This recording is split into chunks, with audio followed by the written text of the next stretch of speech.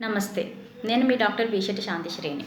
ఈరోజు మనం ఒక అద్భుతమైన యోగాని తెలుసుకుందాం. పిల్లల్లోని చిన్న పిల్లల్లో 1 నుండి 5 సంవత్సరాలలోపు పిల్లల్లోని జీర్ణక్రియా శక్తిని పెంచే అద్భుతమైన యోగం. అది కూడా మన ఇంట్లో ఉండే వస్తువులతో.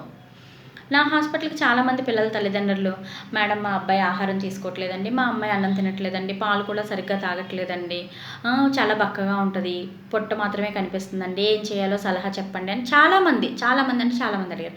ఇప్పుడు ప్రెజెంట్ అదే నడుస్తుంది కూడా. పిల్లల ఆరోగ్యం గురించి, పిల్లల ఆహారం గురించే దిగులు పెద్దవాళ్ళందరికీని. అటువంటి పేరెంట్స్ కోసం నాకు అద్భుతమైన యోగం చెప్పదలుచుకున్నాను.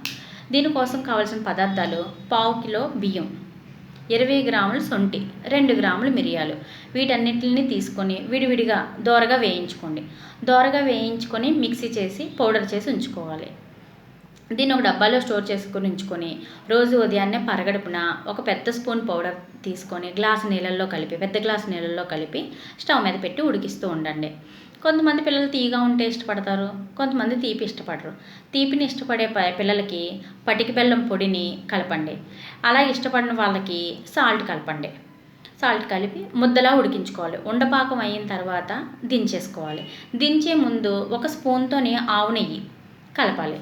కలిపి ఈ ఉండని ప్రతిరోజు ఉదయం పిల్లలకి పరగడుపున తినిపించాలి. పరగడుపున తినిపించడం వల్ల ఈ విధంగా చేస్తే కనుక 20 రోజుల్లోనే జీర్ణక్రియా శక్తి బాగా పెరిగి పిల్లలు ఆహారం తీసుకోవడం మొదలు పెడతారు.